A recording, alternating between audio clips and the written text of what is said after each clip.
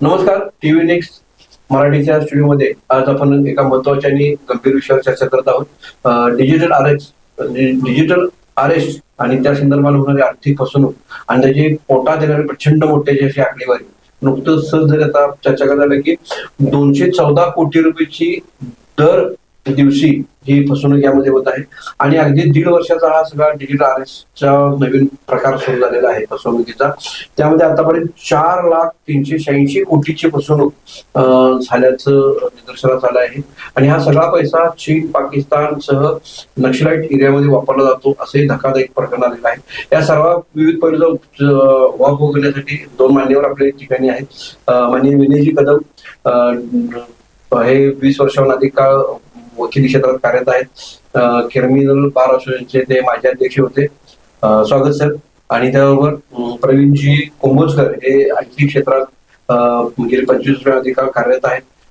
आयटीच्या विविध कामाबरोबरच रोटरीच्या समाजसेवा विभागाचे काम ते अगदी आघाडीने करत असतात. दोन्ही मान्यवरांचं स्वागत आहे. आणि सामान्यचेच प्रश्न आहेत की कोल्हापूरचे उद्योगपती आहेत, कोल्हापूरच्या राजकीय व्यक्तिमत्वाच्या पत्नी आहेत, प्राध्यापक आहेत आणि हे सगळे टॅलेंटेड माणसं ह्या सगळ्यात फसवणूक होत आहे प्रचंड मोठ्या प्रमाणात. तुमचं काय विश्लेषण आहे? नाही, डिजिटल अरेस्ट हा एक फ्रॉडचाच प्रकार आहे आणि माणसाची ह्युमन टेंडन्सी किंवा त्याचे उणीवा, मानसिक उणीवा यांच्यावरती विचार करून तुम्ही मुळात असं म्हटलं जातं की uncle Sam is watching you. तर तुम्ही मोबाईल किंवा ईमेल ज्या वेळेला तुमची तयार झाली त्याच वेळेला तुम्ही या इंटरनेट सुपर हायवेवरती आलात आणि ती तुमची आयडेंटिटी तयार झाली आणि ती आयडेंटिटी या क्रिमिनलच्या माध्यमातून थेफ्ट होतीये, त्याची चोरी होतीये आणि त्याचे हे दुष्परिणाम आणि हा अत्यंत मोठा बॉम्बस्फोट म्हणूया हे आपल्या बुद्धीच्या बाहेरचे आकडे आहेत. 1 कोटी 2 कोटी 3 कोटी लिलया ते त्यांनी चोरलेले आहेत. तर याच्यात बेसिकली माणसाची भीती दाखवून आणि ज्याला तुम्ही घाबरताय, म्हणजे मी CID कडनं आहे, मी एक्साईज कडनं आहे आणि असे काहीतरी अवजड शब्द वापरून त्यांना हिप्नोटाईज करून आणि नंतर मग व्हॉट इज डिजिटल अरेस्ट, असं काही अरेस्ट किंवा असं काही होत नाही. तुम्हाला 24/7 कॅमेरा समोर, म्हणजे फक्त आणि फक्त तुम्ही वॉशरूमला गेलात तरच तुमचा कॅमेरा ऑफ असेल. अदरवाईज तुम्हाला ते मॉनिटर करतात की तुम्ही काय करताय, तुम्ही काय स्वयंपाक करताय. तर हे काय टॉर्चर आहे की 24/7 तुम्हाला कॅमेरा समोर राहायला लागतंय आणि ते जे काही विचारतात, बरं ह्याच्यात मानसिकता अशी आहे की समोरचा माणूस करारी भाषेमध्ये बोलत असतो, टेक्निकल लँग्वेजमध्ये बोलत असतो, तुमचा आधार सांगत असतो, पॅन सांगत असतो, फॅमिली बॅकग्राऊंड सांगत असतो, प्रश्न विचारत असतो आणि मोठ्या आवाजामध्ये तो धमकी देत असतो. अदरवाईज मी तुम्हाला असं करेन, तुमचं अकाउंट सीज करेन, तुम्हाला अरेस्ट होईल, फिजिकल अरेस्ट. सामान्य माणूस, कौटुंबिक माणूस असा अरेस्ट, पोलीस या 2 शब्दांना फार घाबरतो आणि याचा तो गैरफायदा घेऊन तुम्हाला ते डिजिटल अरेस्ट करतात घरातल्या घरात किंवा एखाद्या रिमोट लोकेशनला.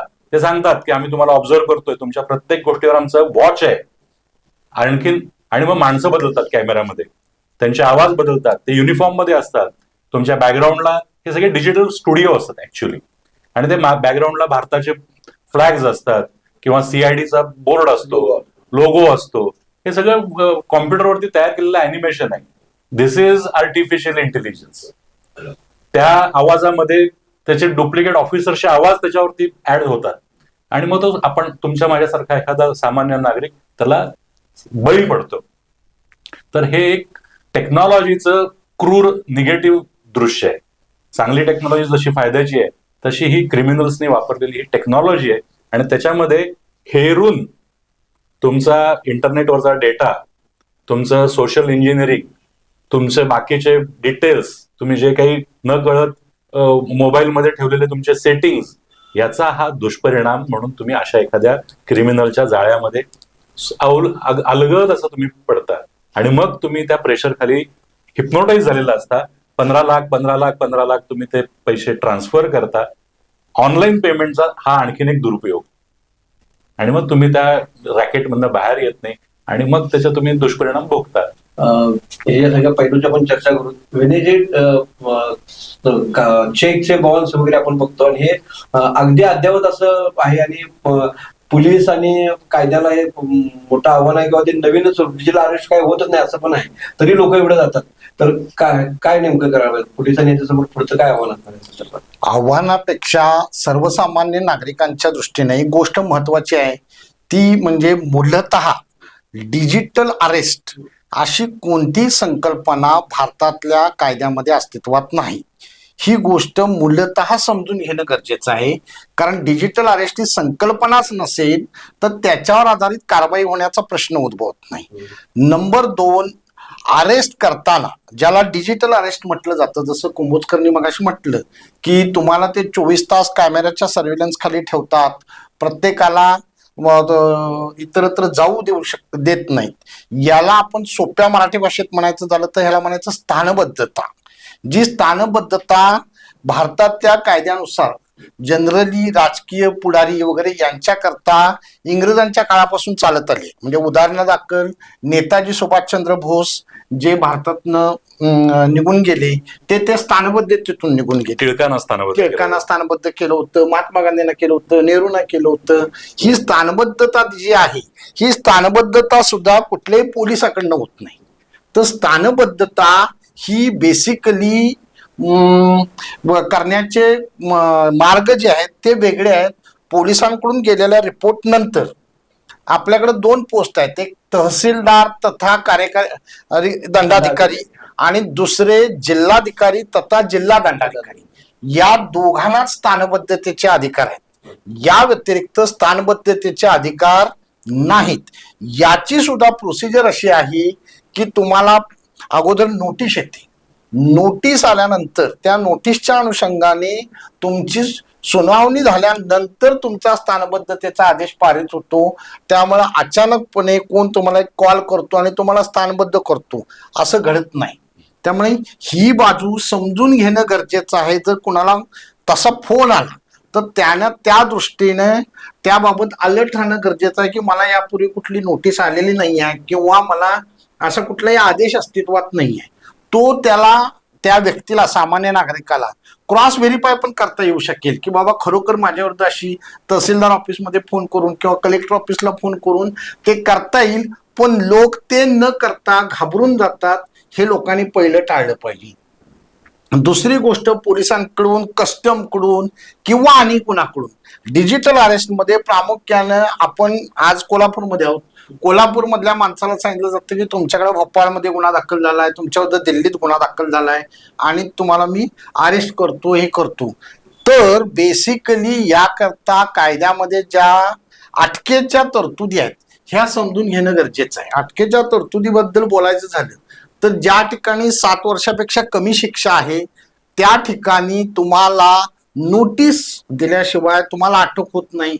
त्यामुळं अटकेचं कारण नाही आणि त्या नोटीसच्या अनुषंगाने जी प्रक्रिया आहे ती राबवूनच अटक करता येते. 7 वर्षाच्या वरच्या शिक्षेला जरी अटक करायची झाली तरी सुप्रीम कोर्टाची जी आताची नवीन मार्गदर्शक तत्व आहेत त्याच्यानुसार ग्राउंड ऑफ अरेस्ट म्हणजे अटकेची कारणं 72 तास अगोदर त्या आरोपीला कळवायला लागतात आणि त्यानंतर आणि इन केस ऑफ इमर्जन्सी म्हणजे आता अटकेशिवाय पर्याय राहिलेला नाही अशा परिस्थितीतच तात्काळ अटक होऊ शकते.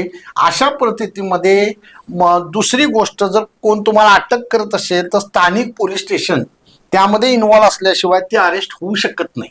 त्यामुळे जसं मग अशी मी म्हटलं की कार्यकारी दंडाधिकारी किंवा जिल्हा दंडाधिकाऱ्यांकडे आपण चौकशी करू शकतो, तसं आपण आपल्या लोकलच्या पोलीस स्टेशनशीही याबाबतीत संपर्क साधू शकतो.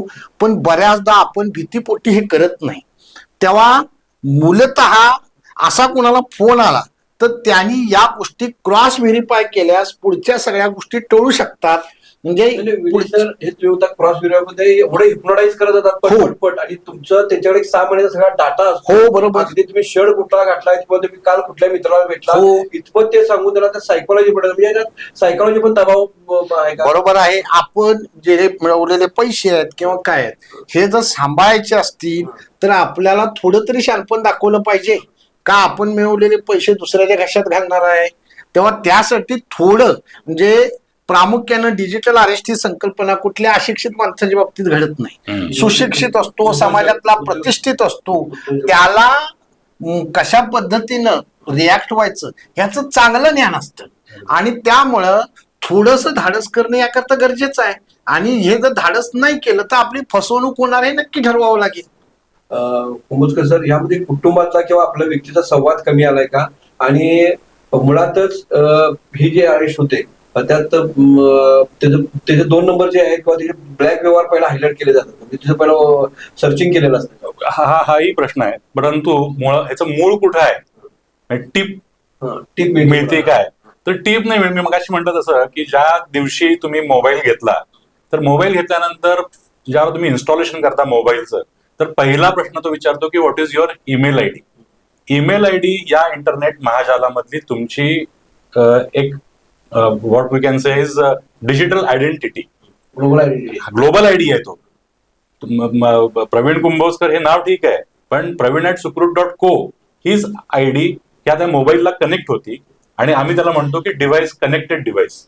तर कनेक्टेड डिव्हाइस, त्या डिव्हाइस मधले त्या ऍपला दिलेले परमिशन्स की तू SMS वाचायला परवानगी आहे, माझे फोटो बघायला फॅमिलीचे फोटो अलाव ब्लाइंडली तुम्ही फेट ठेवता, नंबर 1. मग जे ऍप्स फेथफुल आहेत, जे सर्टिफाईड आहेत, त्यांना दिलेल्या परमिशन्स ऍक्सेप्टेड आहेत. फॉर एक्झाम्पल, ऑफिशियल बँकेचं ऍप ला तुम्हाला SMS किंवा लोकेशन किंवा कॉन्टॅक्ट पाहिजे असतील तर देणं, परंतु एखाद्या गेमिंग ऍप्लिकेशनला किंवा एखाद्या अननोन ऍपला तुम्ही बऱ्याच वेळेला ट्रॅप मध्ये अडकतात. फिशिंग ट्रॅप्स आहेत की तुम्हाला 5 कोटीची लॉटरी लागणार आहे आणि लहान मुलगा जर असेल किंवा आम्ही सुद्धा काही वेळेला क्लिक करत जातो आणि तुम्ही त्या खोल दलदलीमध्ये अडकत जाता की जिथून बाहेर यायला अवघड आहे. तर या सगळ्याचा डेटा हा मोबाईलच्या नेटवर्क मधनं एका सर्व्हरवरनं या डार्क इंटरनेटमध्ये घुसतो आणि मग तिथं बसलेले हे सगळे राक्षस त्याचा चिंध्या फाडतात, त्याचं पूर्ण अनालिसिस करतात, त्याचं आम्ही म्हणतो AI, या आपल्या बेसिक चुकांमधनं ही क्रिमिनल इंडस्ट्री पैसे मिळवते आहे. आणि किती सोपा शॉर्ट म्हणजे इझी मनी आहे त्यांना. आम्ही कष्टानं पैसे मिळवतोय, यांना फक्त 1 तास 2 तास असा डिजिटल सेटअप असतो, यांना कुठं काय फार भव्य टेक्नॉलॉजी हायटेक आहे. मोबाईलवरती तुम्हाला सांगितलं जातं त्याला एक स्काईप नावाचं टूल इन्स्टॉल करायला सांगितलं जातं. स्काईप का? तर स्काईप वापरल्यामुळं त्यांची आयडेंटिटी डिस्क्लोज होत नाही. आवाजापासून डुप्लिकेट आवाज देता येतो, मागं व्हिडिओ वेगळा टाकता येतो, त्यांना वाटेल त्या ऑफिसचा सेटअप तिथं भासवता येतो. हे सगळं आभासी दुनिया आहे, ही व्हर्च्युअल आहे.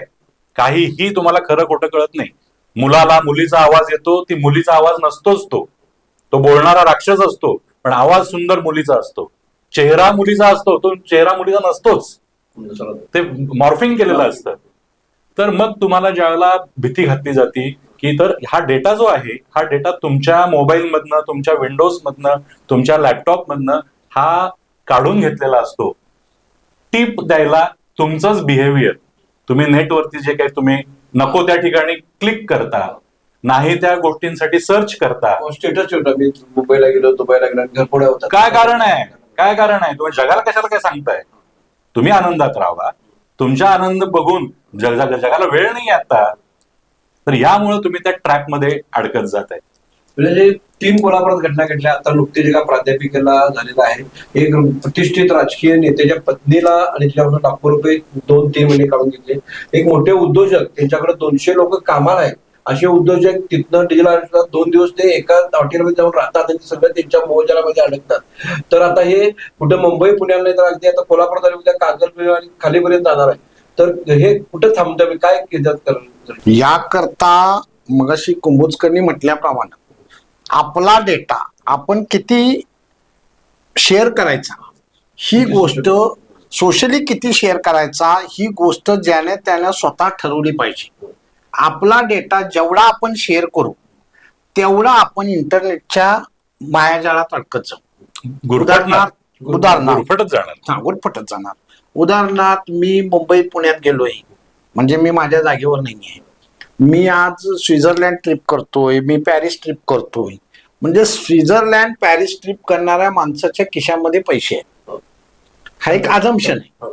आणि या अजम्पशनच्या आधारे तो माणूस त्यामध्ये ट्रॅप होण्याला अलगदपणे सापडतो त्या ट्रॅप मध्ये. अशा ज्या गोष्टी आहेत त्या आपण टाळल्या पाहिजेत. नंबर 2, की जो मोबाईल नंबर आपण कॉलिंग किंवा आपलं व्हॉट्सॲप, फेसबुक, इंस्टाग्राम या सोशल मीडिया करता वापरतो, हा मोबाईल नंबर आपल्या बँकिंग ट्रान्झॅक्शन किंवा इतर ट्रान्झॅक्शन पासून जी आपल्याला अत्यावश्यक आहेत किंवा ज्याच्यामध्ये हॅकिंग होऊ शकेल, या 2 गोष्टी स्वतंत्र ठेवणं आणि तो मोबाईल नंबर जाहीर न करणं या गोष्टी महत्वाच्या आहेत. शेवटी आधार कार्डाच्या आधारे या गोष्टी समजू शकतात, पण एखाद्याला सोप्या पद्धतीने आपण घराला कुलूप का लावतो, चोर आला तर तो कुलूप तोडणार आहे, पण निदान त्याला काहीतरी कष्ट पडतात कुलूप तोडून आत यायला. न आपण दार उघडं ठेवलं तर काय तो डायरेक्ट घुसेल. म्हणून ज्या गोष्टी आपल्याला बऱ्याचदा कसं होतं, आपण मिस कॉल मध्ये सुद्धा आपल्या गोष्टी शेअर होतात आणि त्यामध्ये आपलं अकाउंट रिकाम होतं. याचा अर्थ असा नव्हे की आपण निष्काळजी राहू. जेवढ्या आपल्याला प्रिकॉशन्स घेता येतील तेवढ्या घेतल्या गेल्या पाहिजेत. आपला डेटा प्रिझर्व केला पाहिजे. आपले फोटोज असतील, आपले भाऊ बहीण कोण, बाकीच्या गोष्टी ह्या जगाला काढण्याची काही गरज नाहीये ना. आणि डेटा जेवढा प्रिझर्व करता येईल तेवढा आपण त्यापासून लांब राहू. टाळत म्हणजे प्रिव्हेंटेशन जे आहे ते आपण घेतलं पाहिजे. हे सगळे जे आकडेवारी मगाशी तुम्ही सांगितली, म्हणजे पोटात धडके बनवण्यासाठी आहे, तर काय नेमकी कशी आहे काय? आकडेवारीच्या बरोबरीनं पहिल्यांदा हे जर घडलं आणि आता घडत पण असेल, आपण चर्चा करतोय तोपर्यंत कुणीतरी या जाळ्यात अडकत पण असेल, तर 1930 म्हणजे लक्षात राहावं म्हणून मी 1930 म्हणतो. What is called 1930 he helpline आहे गव्हर्नमेंट ऑफ इंडियाची. ही लहान मुलापासून वडीलधाऱ्यांपर्यंत सगळ्यांनाही लक्षात ठेवावं, पॅनिक होऊ नये. आणि नंबर 2, सायबर क्राईम www.cybercrime.gov.in हे पोर्टल आहे गव्हर्नमेंटचं, की जिथं आपण ऑनलाईन सुद्धा कंप्लेंट रजिस्टर करू शकतो. अपघात घडल्या मोठा घडेपर्यंत तुम्ही थांबू नका. आता डिजिटल अरेस्ट म्हणून आपण असं म्हणतो, पण अरेस्ट करताना तो त्यांना जे हिप्नोटाईज केलेला आहे, प्रेशर टाकलेला आहे, तो काय म्हणतो, पहिला कुणाला कॉल करायचा नाही, फोन बंद करायचा नाही.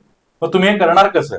तर आता वकील साहेबांनी सांगितल्याप्रमाणे, कदम साहेबांनी बोलले तसं, की इमिजिएटली तुम्ही पहिला तो कॉल डिस्कनेक्ट करा.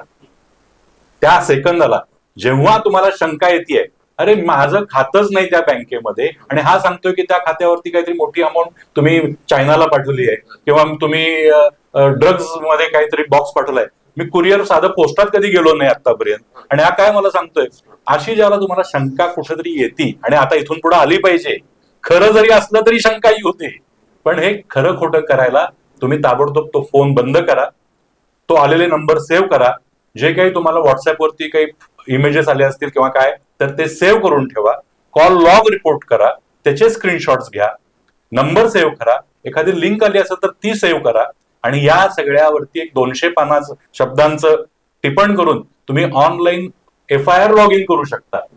तर या गोष्टी तुम्ही तात्काळ जर केल्या, 72 तासामध्ये जर केल्या, तुम्ही सिरियसली मी सांगतोय, विदिन 72 आवर्स जर कंप्लेंट रजिस्टर झाली तर गेलेले पैसे परत आणवायला RBIनं आता बांधिलकी दिलेल्या प्रत्येक बँकेला.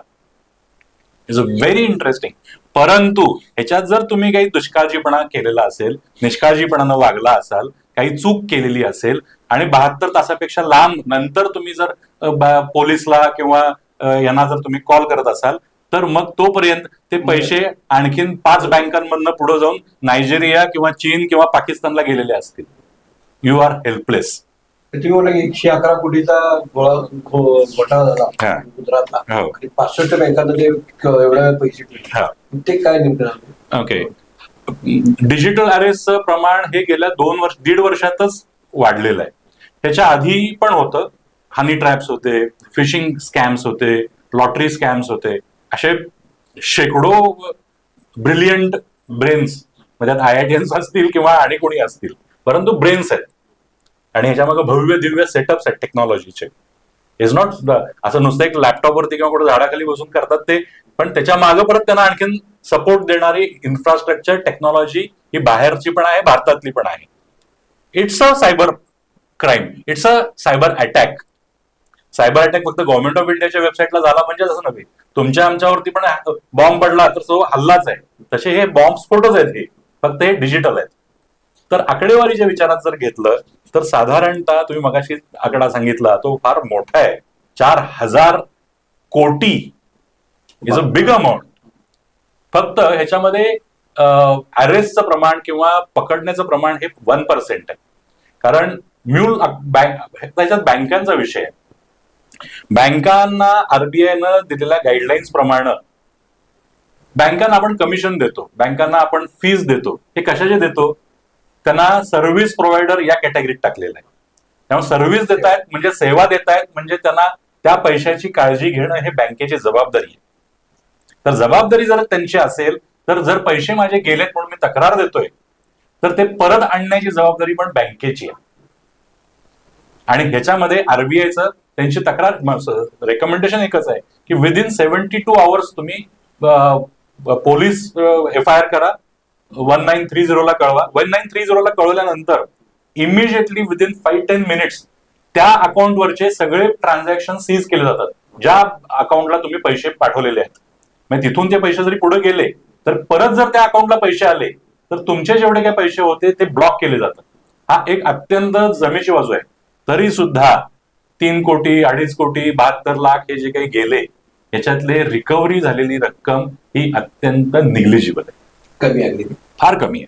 कमी आहे म्हणजे ती तिथून पुढे 4 ते 5 बँकामध्ये ट्रान्सफर झालेली असते. त्यामुळे बार असेल म्हणजे कायदाची यंत्रणा असेल किंवा पोलिसाची यंत्रणा असेल तर प्रबोधन यासाठी फारच कमी आहे किंवा काय नेमकं? प्रबोधन कमी म्हणण्यापेक्षा डिजिटल साक्षरता कमी आहे.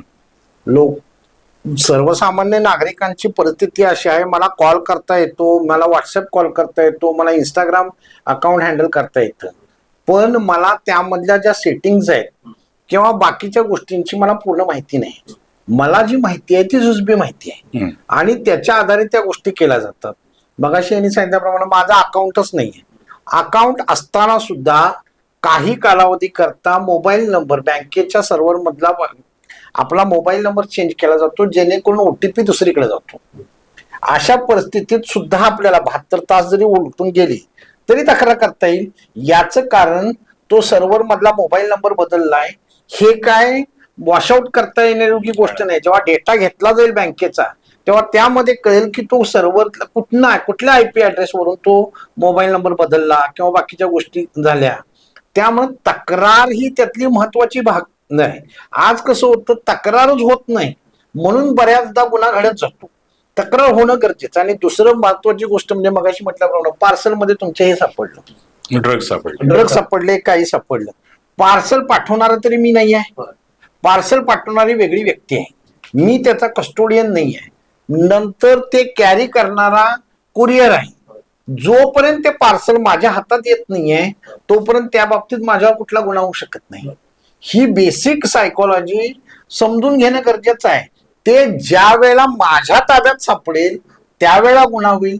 जर कॅरियरच्या हातामध्ये असेल कुरिअरच्या तर कॅरियर ऍक्ट प्रमाणे तो गुन्हा कारण त्याची जबाबदारी आहे की त्या पार्सल मध्ये काय आहे त्याचं डिक्लेरेशन घेणं, ते तपासून त्याच्या समोर सील करणं, स्कॅन करणं तो पार्सल. त्यामुळे आपली जबाबदारी नाही. आपण बऱ्याचदा भीती, पहिलं यामध्ये माझं म्हणणं असं आहे की भीती काढून टाकली पाहिजे आणि मी काय चोरी केलेलीच नाही तर का घाबरायचा हा प्रश्न जो आहे हा प्रश्न स्वतःला विचारला गेला पाहिजे. जोपर्यंत हा प्रश्न स्वतःला विचारला जात नाही तोपर्यंत या गोष्टी घडतच जाणार, ह्या कधीच थांबणार नाही. हे प्रचंड मोठी चर्चा आहे, हे प्रचंड मोठे पैलू आहेत. आपण ज्या समारोपाकडे येताना तुम्हाला दोघांना एक प्रश्न शेवटचा समारोप की हे जर आता प्रचंड मोठ्या प्रमाणात हे सगळं याद लागलेलं आहे, होणारच आहे, तर सामान्य आणि हे आता कुठे थांबलं नाही, याला स्थळ काळाच्या मर्यादा नाही. म्हणजे कोल्हापूरमध्ये आले तर उद्या खाली कुठेही जाऊ शकतं. तर काय दक्षता घ्यायला पाहिजे कायद्याच्या बाजूने, तुम्ही IT बाजूने? बेसिकली लाड करता तुम्ही लहान मुलांचे, एक. नंबर 2, शाळा कॉलेजेसचे सिलेबसच आलेत आता ऑनलाईन, त्यामुळे ते मोबाईल मुलांच्या खेळात. आम्हाला कधी कॉलेज होईपर्यंत मला मोबाईल मिळाला नव्हता. आज 8वी 7वीतली मुलं 5वी 6वीतली मुलं मोबाईल सर्रास वापरतात, फुल फिनिशिंग न वापरतात.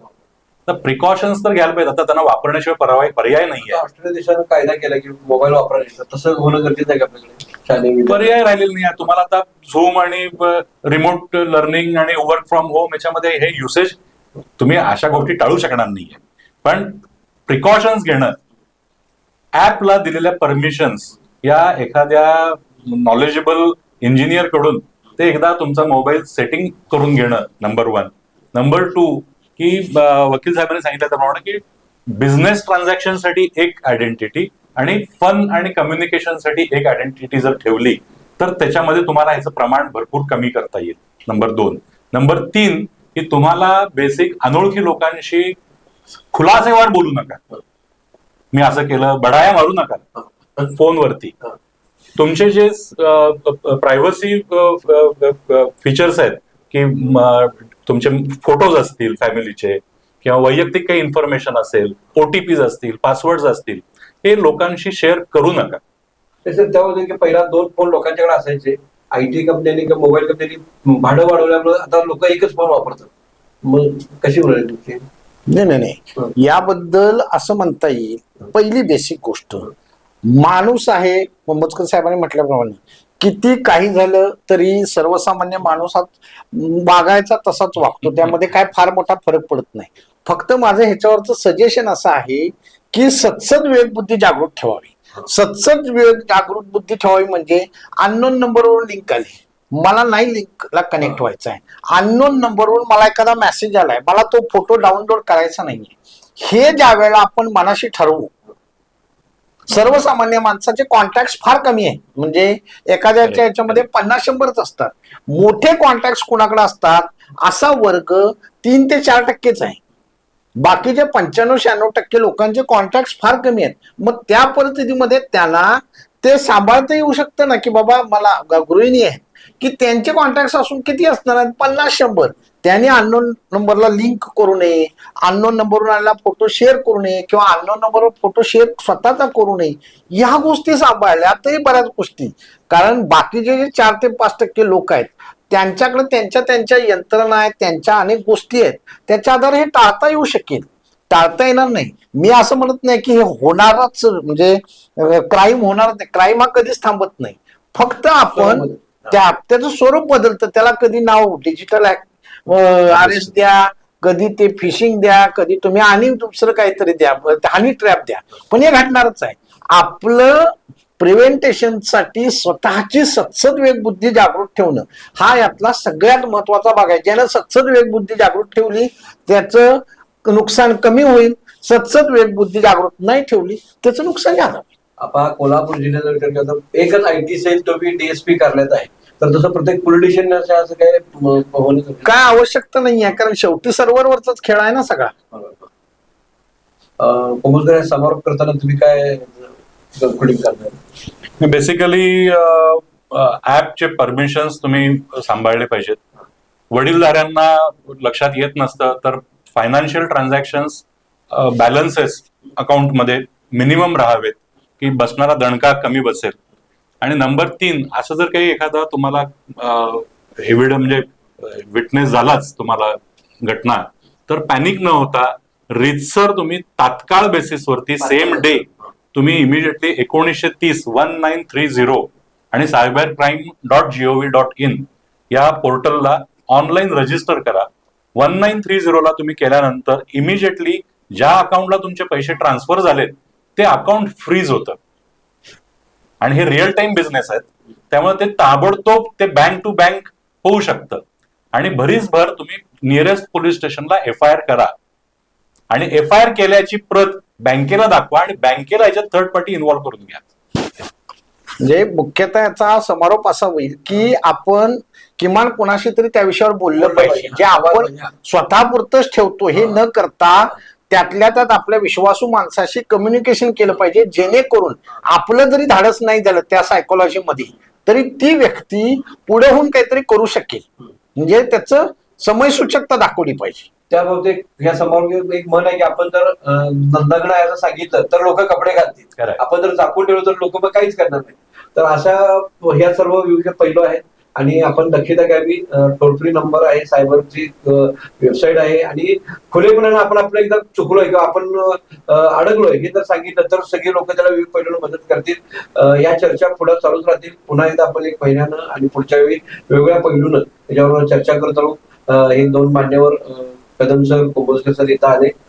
टीव्ही नेक्स्टच्या वतीनं त्याचे मनपूर्वक आभार. धन्यवाद.